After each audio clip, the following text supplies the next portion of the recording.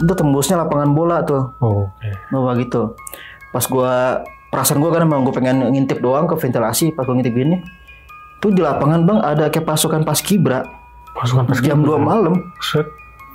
Lagi pakai seragam Paskibra lengkap. Putih-putih gitu berarti. Komplit. Kayak dia pengen ngibar gitu kan. Tapi kok kayak merhatiin gue gitu. Gue udah mulai merinding tuh bang. Gue pura-pura buang muka lah gitu kan. Nggak usah dilatin deh lama 3. Tapi pas gue ngintip lagi, anjir kok makin jelas merhatiin gue gitu kan. Ternyata itu sosok yang pernah dilihat sama teman gue. Kepala doang, bentuknya cewek, rambutnya poni.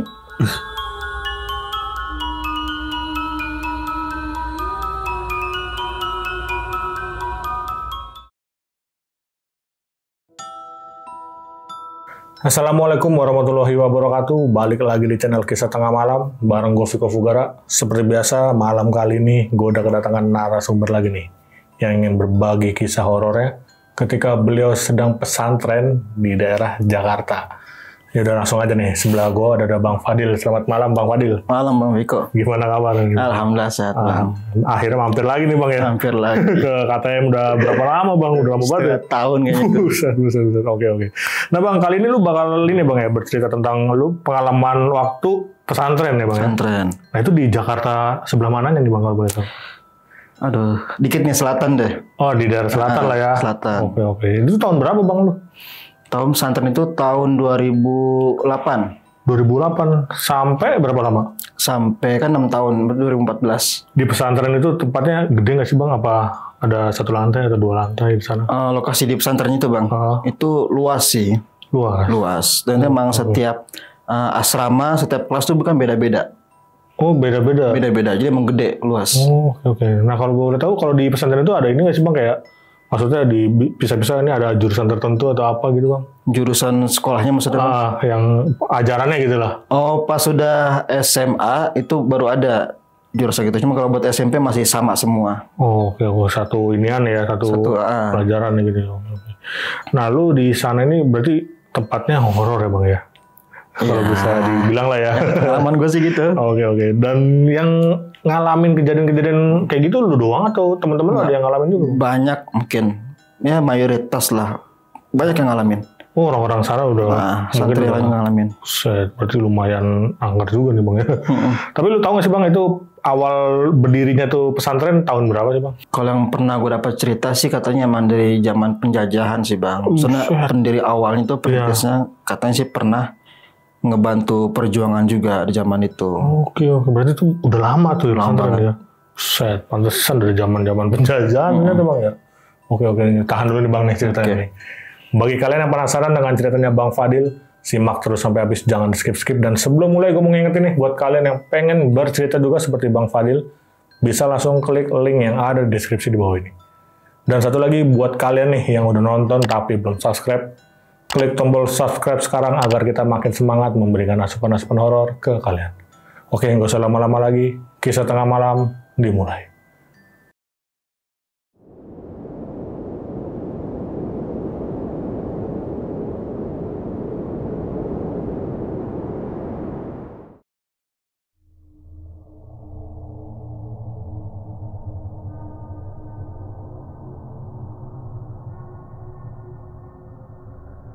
Ya, jadi kan waktu itu gue tuh lulus SD tahun 2008 Bang ya. Nah setelah lulus SD seperti biasalah, maksudnya orang tua kan cari sekolah lanjutan SMP itu, SMP favorit kan, yang bagus yang mana gitu kan. Nah awalnya tuh emang gue tuh udah mau didaftarin di SMP yang lain lah gitu ya, yang bagus-bagus gitu. Cuman emang karena basic atau background keluarga gue tuh emang kebetulan agamis banget Bang. Nah jadi tuh orang tua gue ini pengen masukin gue ke pesantren. Nah karena kebetulan juga gue punya apa ya sebutannya, UA. Ya UA, gue punya UA itu kan alumni Gontor. Nah jadi UA ini abangnya bokap yang paling pertama di alumni Gontor. Nah bokap akhirnya kayak terinspirasi lah. Wah ini anak masukin ke Gontor juga kali gitu kan. Dengan alasan supaya bisa ngikutin jejak UA gue lah ibaratnya gitu. Ya udah, kalau gue dari gue sendiri dari awal emang nggak ada kepikiran dan bahkan gue juga nggak tahu apa itu pesantren gitu. Dari gue sendiri sebenarnya tuh nggak ada kepikiran bang ya. Malah gue juga nggak tahu apa itu pesantren gitu. Namanya anak kecil kan. Gue tuh lulus SD kisaran tahun maksudnya pas gue umur 11 tahun bang. Umur 11 tahun jadi gue belum ngerti apa-apa gitu kan. Tiba-tiba orang tua gue nih gitu ngajakin gue buat survei ke pesantren gitu kan. Dengan iming-iming gue diajakin, terus kata bokap gue lah yang paling istilahnya berperan gitu ya. Dia ngebujuk dengan cara gue diajak ke pesantren itu, terus dikasih tahu kan, nanti kamu di sini banyak temennya gitu kan, temennya dari banyak daerah gitu, nggak cuma orang Jakarta, dia bilang gitu. Di situ di sini juga lapangan bolanya bagus ya kan, ada kolam renangnya segala macem gitu kan. Akhirnya gue namanya anak kecil kan suka main bang ya, jadi gue senang nih gitu. Wah lapangannya bagus nih segala macem gitu kan, temen gue banyak gitu. Akhirnya bokap gue bilang, kamu mau nggak kalau di pesantren gitu kan? Gue mesti mikir-mikir tuh awalnya bang, gue mau apa enggak gitu kan. Akhirnya karena gue nurut aja kan, gue ngikut, ya udah mau gitu bilang gitu, terserah deh gitu. Singkat cerita, gue daftar di sana kan, dan di tanggal 16 Juli 2008 itu gue resmi ibaratnya jadi santri baru di situ. Pas begitu gue udah masuk pesantren ya kan, udahlah seperti biasa bang, gue kayak pada umumnya ya, gue kayak belajar, gue ngikutin semua kegiatan di sana lah gitu kan, dari pagi sampai pagi. Walaupun emang awalnya gue kaget karena jam 4 harus bangun kan, Jumat pagi harus bangun dan harus ke masjid sholat subuh gitu kan. Dengan yang gue awalnya waktu SD santai di rumah kan ya, nggak kayak gitu. Pas begitu masuk pondok kayak streng banget gitu peraturannya kan, nggak boleh ini, nggak boleh itu. Gue juga awalnya ngerasa bosan kan, apalagi jauh dari orang tua ya kan. Gue masih ya bocah lah, gue masih suka kangen rumah segala macam gitu. Semuanya udah pelan-pelan gue jalanin pelan-pelan gitu kan. Akhirnya gue udah mulai terbiasa nih gitu dengan kegiatan di sana gitu. Nah kalau di sana itu kan namanya pesantren bang ya, kita itu belajarnya kan lebih banyak, lebih dominan pelajaran agama nih, ya kan. Nah contohnya kayak hadis, tafsir segala macem lah ya tentang agama gitu. Nah terus kedua juga kita itu kan di pesantren setiap sholat wajib ke masjid, ya kan, nggak boleh di kamar kecuali kalau lagi sakit baru boleh. Kalau lagi sehat-sehat aja itu harus ke masjid 5 waktu gitu. Nah intinya tuh kegiatan di sana tuh pasti dominannya masalah yang berbau agama lah ya. Kejadian horor gue ini dimulai waktu senior gue atau kakak kelas gue itu dia cerita nih bang, dia cerita tentang pengalaman horornya di pesantren itu. Gue nggak tahu sih ya, apa emang kebanyakan di pesantren emang suka tradisi kayak gini. Ketika kakak kelas suka kayak cerita-cerita horor, entah mungkin tujuannya buat nakut-nakutin apa gimana, gue nggak ngerti juga. Atau emang cuma di pesantren gue doang, gue nggak ngerti sih. Intinya pengalaman gue itu, senior gue ini, kakak kelas gue ini, emang suka banget bang, kayak malam-malam nih. Kita kan udah selesai semua kegiatan, kita lagi pengen tidur gitu kan, kita masih suka ngobrol-ngobrol. Nah jadi tuh di setiap asrama itu bang, itu ada ibaratnya tuh senior lah ya, senior yang udah kelas SMA, itu memang sengaja ditaruh di situ setiap asrama buat ngejagain kita lah ibaratnya. Kita yang masih kelas 1 SMP kan, ada senior yang buat pengurus lah ibaratnya di asrama itu kan. Nah itu emang sering banget bang, kalau hampir setiap malam tuh pasti ada aja gitu loh senior yang mulai yang cerita tentang tau nggak dulu tuh di sini ada ini gitu, kayak nakut-nakutin ya kan kayak gitu. Nah pertama kali gue dengar cerita itu gue ngerasa kayak apa ya, bukannya ilfil bang, maksudnya nah orang ngapain sih, nggak jelas kan soalnya kan. Itu hampir setiap hari bang sering tuh ngomong kayak gitu. Dan emang kalau yang pertama kali gue dengar kayak nggak masuk akal gitu kan. Orang apaan sih, gue mulai kayak nggak jelas nih gitu kan. Masa gue mikir di pesantren ada setan gitu kan. Ini pikiran anak bocah ya, pikiran anak bocah kayak gitu. Masa di pesantren ada setan, kan di sini kita sholat mulu, kita ngaji mulu setiap hari kan. Kita juga pelajarannya belajar agama-agama gitu. Nggak mungkin ada setan, gue mikir gitu. Udah tuh setiap ada kayak perkumpulan gitu kan, dia lagi cerita masalah yang horor-horor, setan-setan gitu, gue nggak pernah mau ikut. Gue pasti selalu cabut lah. Yang awalnya gue ikut nongkrong, bercanda kan, ketawa-tawa. Begitu ada senior yang datang, kalau nggak dia ngebuka omongan lah cerita masalah horor, pasti gue langsung cabut bang. Karena malas aja gitu kan, nggak jelas gitu loh. Paling cuma pengen cari sensasi doang gue mikir. Ada temen gue bang ya, temen gue ini cerita, dia itu jadi ceritanya di waktu maghrib dia itu lagi mandi. Kan harusnya kan kalau semua santri itu harus ke masjid kan, cuman dia mandi ini. Gue nggak tahu dia tuh lagi kenapa nggak ke masjid, gue nggak ngerti. Intinya dia cerita pas maghrib dia mandi. Pas dia lagi mandi kan di bawah tuh ada genangan air bang ya.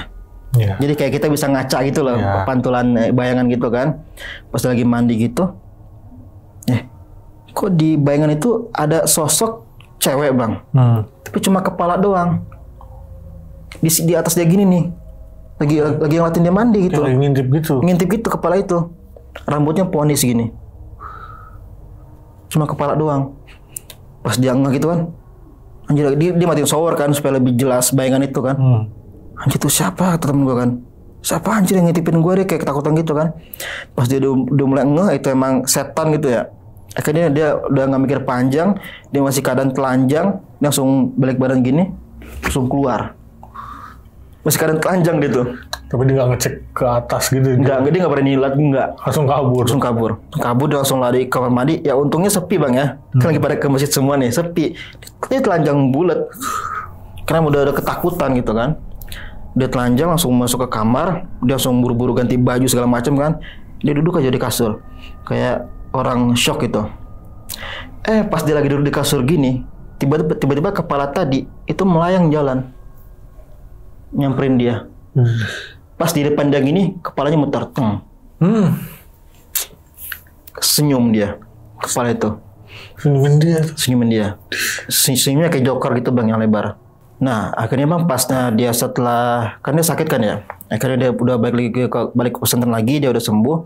Dia cerita sama gue nih, emang kebetulan gue sama dia emang deket kan, dari dulu emang deket gitu. Dia cerita, dia bilang, dia gue semalam tuh gini. Masa lu kayak gitu sih, gue nggak percaya kan.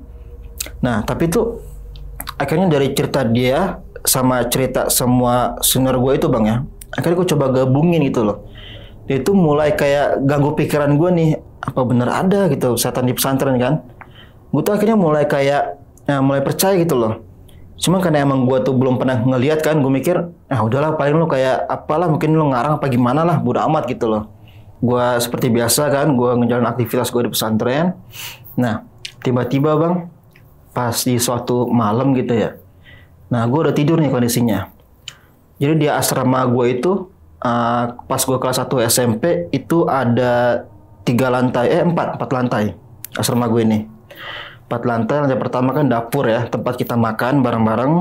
Lantai 2 sama 3 itu asrama, kamar-kamar. Paling atas nih tempat jemuran gitu. Nah gue ini kamar gue ini ada di lantai 3. Di lantai 3 dan posisi ranjangnya tuh paling pojok dekat ventilasi. Paling pojok ya. Paling pojok dekat ventilasi. Nah dulu kan emang ranjangnya tingkat bang ya. Kayak ranjang penjara gitu kan. Tingkat gitu. Nah gue di atas nih, dapatnya bagian kasur atas. Dia tuh nempel sama tembok yang atasnya itu ventilasi bang. Jadi gue bisa ngeliat keluar gitu dari ventilasi. Nah udah tuh, gue lagi tidur kan, malam-malam gue lagi tidur. Tiba-tiba sekitaran jam 2 gitu, gue tuh berasa kayak mimpi di alam bawah sadar gue gitu ya. Ada orang yang teriak-teriak. Ada orang yang teriak-teriak itu kayak siap gerak, gitu. Tapi saat itu gue ngerasa kayak mimpi. Pas gue tiba-tiba gue mendusin, gue kebangun gitu. Udah tuh gue duduk kan, gue duduk begini, gue sambil ingin muka lah gitu, baru bangun gitu. Kok suara itu muncul lagi? Anjir gue gak mimpi dalam hati gue kan. Ini suara dari mana gitu, gue liat kanan kiri gini. Gue iseng lah, gak tau kenapa tuh perasaan gue pengen aja tuh ngelongok ke ventilasi. Kebetulan kalau gue ngeliat ke ventilasi itu tembusnya lapangan bola tuh. Bawa gitu. Pas perasaan gue kan emang gue pengen ngintip doang ke ventilasi. Pas gue ngintip gini, tuh di lapangan bang ada kayak pasukan paskibra. Jam 2 malam. Lagi pakai seragam paskibra lengkap. Putih-putih gitu berarti. Komplit. Kayak dia pengen ngibar gitu kan. Pas gue liat, apaan tuh ya? Ini kayak ini nih yang buat ngibar bendera. Gue dulu belum tahu kan, belum ngerti tentang paski gitu. Kok ngapain ya jam segini, kok latihan apa mau ngapain sama gue kan? Nggak masuk akal kan? Tapi gue saat itu gue nggak takut bang. Cuman kayak bingung aja gitu. Ini orang pada ngapain gitu kan? Saya jam segini sih, gue liat jam 2-an gitu. Udah tuh gue bodo amat lah. Gue tidur lagi tuh kan. Tidur lagi. Gue bangun subuh, habis itu gue sholat, terus gue sekolah kayak biasa kan. Nah singkat cerita, gue pulang sekolah jam 2 siang bang, jam 2 setengah 3 siang gitu. Gue pulang sekolah, gue masuk ke asrama, gue ketemu lah sama ustadz gue nih.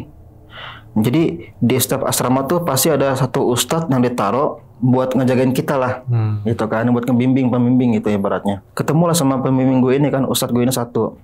Pas ketemu, gue tiba-tiba kepikiran bang sama yang semalam. Kejadian tuh yang semalam gue kepikiran. Langsung aku pengen nanya nih dalam hati gue. Gue samperin kan, Ustadz, iya Fadil kenapa gitu kan? Nah Ustadz, saya mau cerita semalam tuh gini nih, gue cerita semua dari awal tuh. Dan anehnya dia itu Ustadz gue ini dia nggak jawab, nggak ngasih penjelasan, cuman kayak jidatnya tuh kayak ngerengut banget nggak, kayak gitu. Tapi dia diem aja ngomong. Gue perhatiin kan, gue kok kayak orang takut bang, yang anak kecil kan, gue ngeliatnya gitu, kok udah mati gue kok nggak ngasih tahu gitu kan, nggak ngomong apa-apa gitu, cuman kayak udah kamu siap-siap sholat asar nih, mau asar jam 3 nih, gitu doang. Oh iya Ustadz, iya. Oh, udah kan, gue nggak berani ngebantah kan. Gue masuk kamar, udah gue pakai sarung lah, seragam ini kan, pengen sholat ke masjid tuh. Tapi gue masih bertanya-tanya, kok diem doang gitu kan, kok nggak ngasih tahu sih. Nah, pas setelah sekarang gue udah sadar, mungkin aja emang udah banyak yang ngelihat itu sebelum gue nih, mungkin. Gitu kan, mungkin angkatan sebelum gua udah pernah juga ngelihat, jadi udah jadi rahasia umum tentang hantu paskibra itu bang di pesantren gua itu. Udah kan, singkat cerita udah gue lupain semuanya, dan gue masih belum kepikiran tuh, gue masih belum percaya di pesantren ada setan, gue belum percaya, masih nggak percaya, walaupun gue udah ngeliat langsung tuh, masih belum percaya. Kata gue mungkin apalah, gue nggak ngerti gitu kan, udahlah gue lupain aja kan. Udah gue kayak biasa gitu kan, kayak biasa di pesantren. Singkat cerita gue naik kelas nih bang. Naik kelas 2 kan, 2 SMP gue naik kelas. Nah pas begitu gue naik kelas, gue pindah asrama. Jadi setiap kita naik kelas itu asramanya beda-beda. Pindah gitu. Kelas 1 SMP di mana kan, kelas 2 di mana, kelas 3 di mana, terus begitu masuk SMA pindah lagi, pokoknya pindah terus asramanya gitu. Nah pas gue naik kelas 2 SMP, gue pindah asrama kan. Dan kebetulan asramanya nggak jauh, cuma di seberangnya doang bang, di depan. Oh sorry, tapi masih satu lingkungan itu? Satu lingkungan. Udah kan gue pindah asrama, udah tuh gue udah tinggal di situ kan, udah natap di situ, masih udah nggak ada apa-apa tuh kan. Gue kayak biasa lah, cuma ngerasain wah kok beda sama asrama yang pertama gitu kan, hawanya beda gitu. Nah pas di gue kelas 2 ini, itu juga ada kejadian lagi. Jadi BTW kan gue kembar nih bang. Gue kembar, dan gue sama adik gue nih dua-duanya sama di pesantren itu juga, dan kita juga sekamar terus gitu. Pas di kelas 2 ini itu awalnya itu kejadian itu waktu adik gue itu lagi sakit. Dia lagi sakit diare ya kan, jadi suka buang air terus, dia lagi diare. Nah tengah malam itu kisaran jam 1 dia bangunin gue bang. Dia bangunin gue, dia bilang, bang, temenin gue yuk. Ngapain? Gue bilang, ke WC, gue mulus nih gitu kan. Ya udahlah, gue mikir kasihan juga kan kalau dia sendirian kan. Namanya dia lagi sakit juga kan, adek gue juga gitu. Ya udah cepetan gitu. Kondisi gue masih ngantuk nih, masih setengah sadar lah. Orang gue juga baru tidur jam 11-an kan. Ini jam 1 udah dibangunin buat nemenin dia gitu. Gue bilang, ya udah cepetan. Udah akhirnya dia ngambil ember segala macem, dia langsung lari kan kamar mandi tuh. Udah gue nyusul, gue agak belakangan nyusulnya gitu. Pas gue nyusul, dia udah masuk ke dalam WC gitu kan. Nah, gue senderan lah di depan WC dia tuh. Jadi kalau kamar mandi di pesantren itu bang dipisah antara shower sama buat kloset, dipisah. Yang shower itu ada 10 pintu. 10 pintu kan, 10 pintu. Jadi posisinya kamar yang shower di sini 10 pintu, di tengah-tengah tuh tangga buat naik ke lantai 3. Nah di samping sininya baru yang buat kloset semua tuh gitu. Adik gue ini masuk di kloset yang pertama, yang paling pinggir. Mungkin karena udah buru-buru kan, langsung masuk aja yang paling pinggir gitu.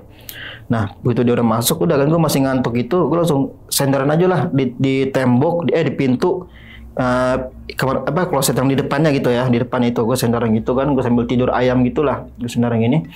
Tiba-tiba baru banget dia masuk, gue dengar suara air kayak orang buka keran bang, gitu. Gue baru banget senderan kan, gue senderan gini, zzz gitu, gue langsung kayak kebangun kan.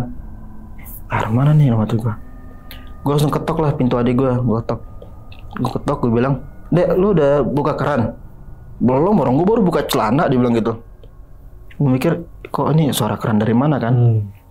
Udah tuh, nah udahlah gue bodo amat lah gitu. Gue senderan lagi, gue sambil tidur gitu. Tiba-tiba suara keran itu makin banyak bang. Makin deras gitu. Makin deras.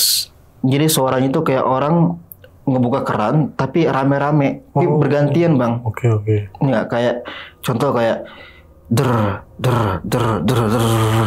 Gue kayak teror tuh. Gue langsung bangun kan, anjing gue udah kuping gue berisik. Jadi dan semakin lama tuh ketika gue tuh benar-benar kayak udah gini bang, udah ketakutan gini, kayak mereka tuh tahu kayak mungkin mereka tahu gue lagi ketakutan, kayak disengajain lebih rame lagi bang. Sampai lo tahu gue dengar suara orang buka shower. Sampai gue dengar orang tuh kayak lagi ngebilas pakai gayung. Orang nyiduk air pakai gayung tau kan? Plek gitu. Ber. Ya sengaja dibikin rame. Gue ngerasa kayak diteror sama suara itu bang. Karena gue penasaran kan. Akhirnya gue dobrak lah satu-satu semua pintu. Gue buka satu-satu. Dari mulai closet gue buka semuanya. Nggak ada orang. Sampai di bagian shower juga gue buka semuanya, nggak ada orang. Karena gue penasaran kan, gue udah nggak tahu harus gimana lagi. Gue nekat, gue naik ke lantai 3 bang. Pas begitu gue udah di atas lantai 3, itu sama bang, gue disambut lagi sama suara keran juga. Dan mereka itu ngebuka keran itu nggak langsung bareng-bareng bang, jadi pelan-pelan kayak orang gantian. Pas gue baru nyampe lantai 3, der gitu. Terus gue dengar orang kayak ngebilas juga pakai gayung. Pokoknya kayak di kondisi waktu jam-jam santri lagi pada mandi semua, gimana sih kondisinya rame kan bang? Rame ya. Ada di WC, ada di shower, ada orang pakai gayung, ngebilas segala macem. Gue sampai kayak ketakutan gitu kan. Gue sama lagi gue ngebuka semua pintu kamar mandi yang ada di sana. Sampai lantainya itu bang, gue colek gini bang, itu debunya tebel loh. Saking keringnya, gue pengen yakinin itu. Maksudnya kayak emang nggak ada air yang netes gitu loh. Mungkin gimana ya, coba kesannya lo bayangin bang ya, misalkan lo masuk kamar mandi gitu kan, itu nggak ada orang yang mandi, nggak ada air yang kebuka, tapi di kuping lo itu emang suara keran tuh jelas banget. Jadi kan kayak benar-benar wah nggak jelas banget gitu kan ya, kayak diteror banget gitu. Nah di situ gue di kamar mandi gue sampai nangis bang. Gue nangis karena gue nggak siap lah ya gitu kan, gue masih kecil banget gitu. Akhirnya gue turun lagi ke lantai 2, langsung tuh adik gue tuh gue gedor-gedor tuh, gue bilang, "Dek, buruan cepetan. Emang kenapa sih?" Dia bilang, "Enggak, gue ngantuk nih," gue bilang gitu. Gue alasan ngantuk. "Iya bentar. Pas setelah dia udah selesai kan, dia langsung buka pintu, dia langsung lari bang, bawa ember tuh. Dia lari duluan, gue udah tinggal kan. Udah, pas dia udah lari, gue nyusul balik tuh. Gue nyusul dia kan, gue masuk kamar lagi. Dan ini buat informasi bang ya, jadi lantainya itu, lantai kamar mandi sama lantai buat ke asrama itu dipisah bang. Warnanya juga beda. Jadi kalau di pesantren gue itu, kalau lantai yang buat ke asrama kan itu warna coklat. Nah kalau lantai yang kamar mandi itu warna putih. Pas gue pengen nyusul adik gue itu kan masuk ke kamar. Nah waktu gue udah ngelangkah ke lantai ke asrama bang ya, ke lantai ke asrama itu gue udah ngelangkah. Tiba-tiba ada yang narik baju gue. Bener-bener ketarik karena gue ngerasa ini baju gue nih nggak nempel bang. Ditarik gini. Kenceng banget. Kenceng banget. Sampai kayak ini gue kayak kecekek gitu loh. Gue gini kan. Anjir gue kenapa dalam hati gue? Anjir ada narik dalam hati gue kan. Gue diem aja itu, gue diem. Mungkin lo kalau pernah nonton film kartun bang ya, Tom and Jerry tuh. Lo kan. Jadi kayak ya, si buntut tikusnya ini, si Jerry-nya tuh kayak diinjak gitu kan. Gue hampir sama kayak gitu. Karena waktu gue ditarik, itu gue udah coba lari kan. Gue maju tapi nggak bisa maju. Sampai gue lari di tempat bang, gue sprint di tempat. Gue ngeliat kaki gue tuh lagi coba lari gini kan, tapi nggak maju-maju. Kayak berat gitu ya? Kayak berat banget. Kayak nyangkut di pohon rasanya tuh. Saking gede power dari sosok ini kan. Nah pas gue lagi kondisi kayak gitu, sampai akhirnya gue capek kan, karena gue udah lari di tempat, nggak maju-maju, gue capek, akhirnya gue diem. Nah saat kondisi gue diem ini, tiba-tiba tuh di bayangan gue muncul wajah ibu gue. gue merem gini kan, tiba-tiba sekelebat muncul tuh bayangan ibu gue bang. Bayangan ibu gue muncul, mukanya dia senyum ke gue, kayak senyum ibu sama anaknya gitu ya, dia senyum gitu kan. Dan nggak tahu kenapa tiba-tiba gue nangis bang, gue keluar air mata kan, gue nangis. Dan gue refleks tangan gue tuh gue begini, sampai gue tuh dalam hati gue ngomong ya, karena gue kan kalau mulut gue ini udah nggak bisa ngomong kan, lagi shock kan kondisi gue tuh masih ditarik loh baju itu, masih kayak dipegangin masih gitu ya? Masih cuman pas gue tangan gue begini, ini batin gue ngomong, gue bilang, Bu tolongin batin gue tuh. Pas ketika gue minta tolong kayak gitu, muka ibu gue berubah. Nah, awalnya senyum, dia melotot. Dia melotot ke arah belakang gue. Pas ketika ibu gue melotot, baru dilepas. Gue langsung lari masuk kamar. Besoknya gue sakit. Gue panas tinggi kan, gue meriang, panas tinggi, demam, sampai akhirnya gue izin pulang. Jadi ustadz gue ini pas lagi ngontrol ke kamar gue kan, gue nggak sekolah, ditanya, Fadil kamu kenapa nggak sekolah? Gue bilang pusing saat gitu kan, dia pegang badan gue, panas banget bang. Langsung ditelepon tuh sama gue tuh, Bu ini Fadil panasnya tinggi, dijemput aja dulu Bu, dibawa pulang dulu kan. Emak gue langsung datang, ditanya lah kenapa gitu kan gini. Gue bilang gue nggak cerita tuh masalah yang semalam, nggak tahu, pusing gitu, gue bilang gitu. Udah dong pulang lu, pulang. Gue pulang kan, terus gue di rumah kurang lebih seminggu lah bang ya. Gue istirahat di rumah seminggu. Akhirnya tuh kejadian semalam itu yang gue ditarik, itu gue ke bawah bang, gue trauma. Sampai di rumah sendiri gue nggak berani kamar mandi. Saking takutnya, gue kayak ngebayang gue takut ditarik lagi atau gimana gitu kan. Gue nggak berani kamar mandi, harus nunggu barengan lah gitu. Mungkin kayak emak gue lagi nyuci, gue baru ngintilin gitu kan. Kalau lagi sendiri gue nggak berani. Mau jam-jam siang pun gue nggak berani bang, karena benar-benar gue trauma. Gue di rumah tuh udah panas gue masih tinggi kan, dan itu masih kebayang semua bang rekaman itu. Di saat gue tuh lagi nemenin adik gue kamar mandi, terus kayak pelan-pelan kayak rekaman ulang gitu. Begitu gue dengar suara keran berisik, ada orang kayak lagi mandi segala macam tuh kayak diputer ulang gitu. Gue rumah diem itu saking ininya kan, sambil ngebayangin yang kecil itu. Sampai akhirnya itu pas habis maghrib, emak gue habis sholat maghrib kan, udah tuh yang namanya anak bang ya, karena gue kan kayak gelendotan lah bahasanya. Gue tiduran nih di paha emak gue kan. Emak gue tuh kondisi masih di atas sejadah, masih habis sholat maghrib tuh, masih pakai mukena.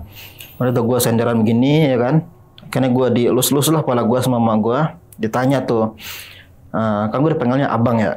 Emak gue nanya, abang kok sakit kenapa gitu ya? Kecapean ya di pesantren, dia bilang gitu. Gue bilang, iya bu mungkin capean kali. Oh ya udah, makanya setiap hari harus minum vitamin gitu kan. Ntar deh ibu bawain vitamin gitu. Kata emak gue, ibu tuh kalau di rumah pasti setiap malam selalu bangun jam 1, jam 2. Nah ibu sholat tahajud, ibu minta sama Allah gitu kan, doain supaya abang tuh di pesantren selalu sehat, dijaga terus. Nah pas di kalimat itu bang, gue nangis lagi. Maksudnya karena di jam yang sama ketika gue tuh ditarik, di jam yang sama ternyata ibu gue tuh lagi sholat tahajud. Mungkin ibaratnya ketika gue tuh ngeliat bayangan ibu gue itu sebenarnya beneran gue lagi kontak batin sama ibu gue. Di saat yang sama, karena ibu gue bilang setiap malam tuh ibu selalu bangun jam 1, jam 2, ibu sholat tahajud, ibu minta supaya kamu tuh dijaga gitu. Jadi gue langsung nangis kan, gue langsung ingat, gue langsung nangis kejar gitu, nangis kayak sek-sekan gitu. Ya ibu gue tuh bingung, kamu nangis kenapa gitu? Enggak pusing doang, gue bilang gitu. Kepala abang pusing, gue bilang gitu.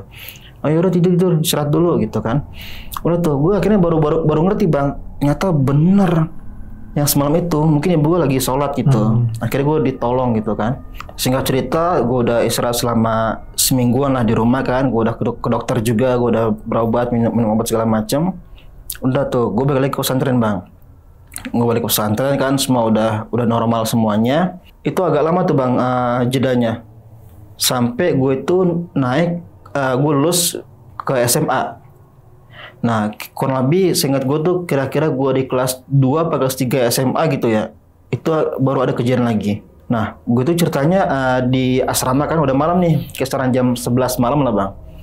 Nah, gue tuh udah disuruh tidur kan, sama ustadz gue tuh disuruh tidur. Cuman gue masih bercanda terus nih di kamar. Gue masih bercanda terus sampai akhirnya gue dipanggil lah Karena kebetulan tuh yang kelihatan muka gue nih. Lagi bercanda, lagi rame kan. Akhirnya gue dipanggil sama sego itu. Nah, gue langsung dimarahin kan. Nah, dia bilang, kamu tuh udah jam segini belum tidur. Giliran besok disuruh ke masjid terus subuh pasti ada aja alasannya kan. Apa untuk pura-pura sakit lah atau apalah gitu kan. Gue diem aja gitu. Udah kamu sekalian gak usah tidur deh. Nah, kamu diri di situ sampai pagi. Ya intinya gue dihukum lah ya. Akhirnya gue disuruh berdiri. Ya posnya itu di dekat jemuran bang. Di dekat jemuran gue diri di situ sampai pagi gitu kan. Terus akhirnya ustaz gue ini pergi tuh. Dia pergi, udah gue diri aja tuh di dekat jemuran itu. Nah pas gue lagi diri gitu, dari kejauhan bang ya, ada tuh kayak di sela-sela kamar mandi kan, tempat santri kalau naruh gayung, ember segala macam. Nah di sela-sela itu gue ngeliat kok ada kayak warna merah nyala gitu loh. Oke. Pas gue perhatiin itu apaan dari jauh ya, lampu atau apa namanya gue kan.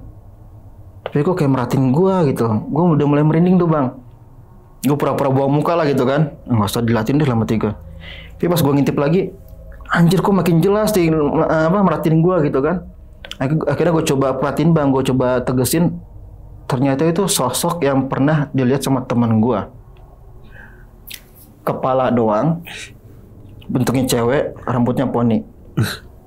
Kepala doang tapi itu? Kepala doang. Jadi kepala itu kan namanya kamar mandi pesantren bang kan nggak nempel ke atap kan, nggak kayak di rumah gitu. Pasti cuma ada sekat lah di atasnya tuh. Tempat santri kalau mau naruh gayung segala macem, dia di situ. Kepala doang, cewek, rambutnya poni.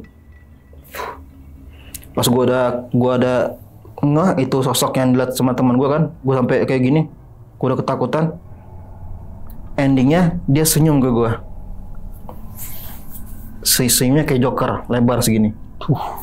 Gue langsung lari ke atas, gue nggak peduli sama hukuman tadi kan, gue langsung ngibir ke atas, gue tidur langsung gue tutup bantal gini. Itu sih yang pengalaman gue bang. Gila. Nah bang, berarti kan tadi yang lu sempat nggak percaya nih apa kata teman lu nih, yang lihat sosok kepala buntung tuh ya, dan akhirnya kan ujung-ujungnya lu ngeliat juga tuh. Iya. Dan lu mulai percaya dah ya kan. Oke. Kalau boleh tahu nih bang, lu tahu nggak sih asal muasalnya si kepala buntung ini tuh dari mana sih? Nah, itu dia tuh. Gue juga sebenarnya gue nggak tahu sih bang ya asal muasal kepala buntung ini gimana. Cuman emang anehnya kepala buntung ini emang, kalau gue rasa tuh emang dia tuh emang lumayan kuat lah. Apanya istilahnya entitasnya gitu loh di situ. Oke. Lumayan kuat. Karena pertama dia nongol di depan teman gue kan lagi mandi tadi. Yang kedua dia tuh nongol di depan gue sendiri yang gue lagi dihukum tadi tuh. Gitu mungkin kalau yang bisa gue tangkap, dia tuh emang mau ngasih pelajaran ke gue.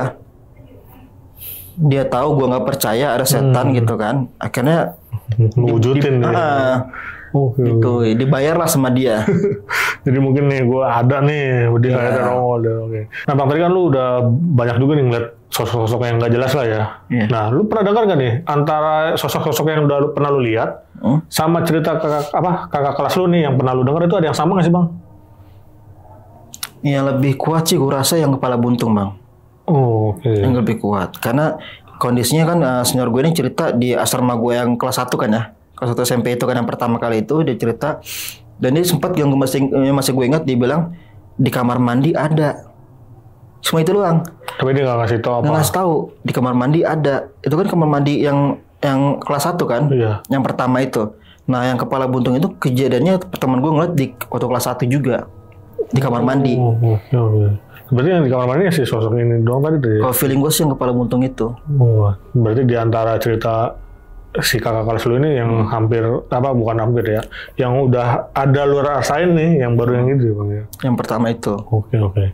Dan tadi kan ada juga nih aktivitas yang di kamar mandi nih, yang lu bilang kayak rame atau segala macam. Ade lu pas di kamar mandi itu ngedenger juga nggak sih bang? Enggak. Sampai akhirnya gue cerita sekarang nih, gue udah gede gini, dia bilang, kok lu nggak cerita pas kejadian? Dia nggak tahu sama sekali. Baru tuh sekarang gue cerita. Buset. Udah lama baru diceritain. Baru cerita sekarang. Berarti dia nggak dengar sama sekali nggak dengar. Nah, di kakak kelas lu ini ada pernah cerita juga nggak yang tentang kamar mandi rame ini? Oh nggak ada juga itu ya? Nggak. Kayaknya murni gue sendiri yang ngalamin bang. Baru lu mungkin. Iya. Ya? Oke. Dan tadi juga kan siapa yang lu sempat sama guru pembimbing tuh, Pak Ustadznya, kan dia sempat diem aja kayak apa sih kayak orang cuek ya pas lu nanya gitu. Cuma ngasih kode lah. Ngasih kode. Nah itu tapi beneran Ustadz itu kan? Apa bukan dia jangan-jangan?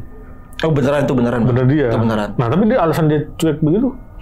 Mungkin dia supaya nggak rame bang ya. Gue nggak tahu nih. Pertama mungkin supaya nggak lebih luas lagi, nggak jadi rame. Atau mungkin yang kedua emang dia pengen tuh cerita lama ini udah dikubur. Jangan nggak usah dipublish lagi gitu loh. Mungkin dia mikir ya udah ibaratnya kamu itu mungkin lagi apes aja dikasih lihat sama mereka. Karena banyak banget bang ada orang yang bilang gue semalam dengar suara kuda. Buset. Ada juga yang bilang masa gue sepintas nih masa gue ngeliat kayak ada kereta kencana. Kudu? Di atas asrama gitu kayak lewat gitu kan ada kuda juga. Gue mikir anjing ini negeri hayalan apa gimana mati gue kan. Cuman kok pas gue ngalamin emang lumayan banyak bang kayak gitu. Set, gila sih. Jadi emang bukan cuma gue doang yang ngalamin atau temen gue ini, sampai santri putri pun ngalamin bang. Ini yang lebih ekstrim. Gila sih. Untung gak kejadian sama gue yang santri putri ini. Santri putri. Pernah dengar cerita dari Pernah dengar. Nah itu kayak gimana tuh? Dia lagi dia lagi beres-beres di kamar kan. Lagi beres-beres di kamar, entah beresin baju atau kasur lah. Tiba-tiba ada yang ngetok nih, kan itu dikunci kan. Itu dikunci. Ada yang ngetok, tok. Siapa? Sebelah. Masuk aja gitu kan. Udah tuh dia lanjut lagi beresin, diketok lagi. Tok. Siapa? Sebelah. Ya udah masuk aja, nggak dikunci gitu kan. Sampai ketiga kali bang. Tok gitu. Dan ritmenya makin pelan tuh. Gimana nggak? Kan kalau orang yang peka harusnya kok makin pelan ya. Cara ngetoknya pertama kan beda ya. Tok gitu kan. Kayak biasa tok gitu. Yang kedua tok makin pelan. Yang ketiga tok. Siapa sih? Sebelah. Mungkin dia kesel bang. Dia ke pintu, dia buka, jebret. Cewek sebelah doang.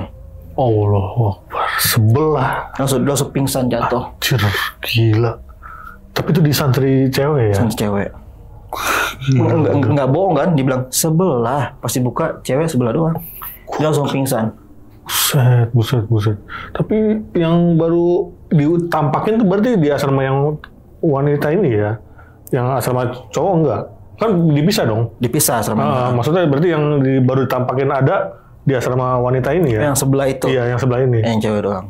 Gila sih. Makanya pas lah gue tahu kan ibaratnya kita udah lulus kan, kita lagi reuni gitu kan. Udahlah yang lagi kita lagi cerita yang serem-serem gitu kan. Lu dulu pernah ngalamin apaan gitu-gitu.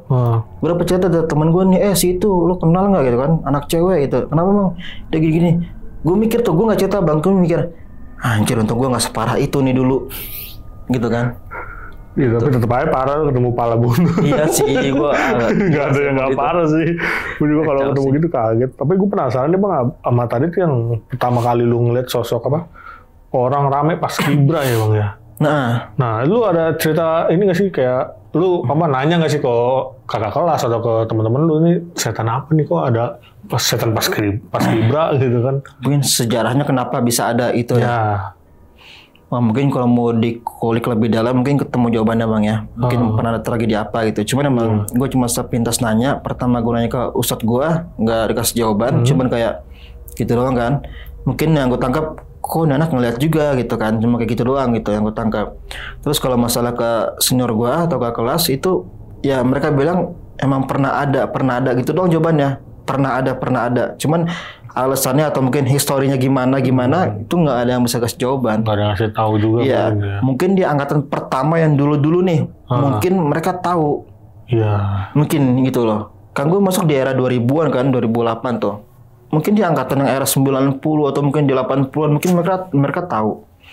Semoga emang mungkin yang zaman dulu itu kan emang ya udah mereka cuman diem aja gitu loh, kayak gitu. Gila.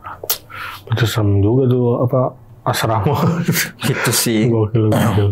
Nah ini kan lu tadi udah cerita nih bang tentang pesantren ya bang. Nah lu ada pesan-pesan nggak nih bang buat orang penonton kita lah.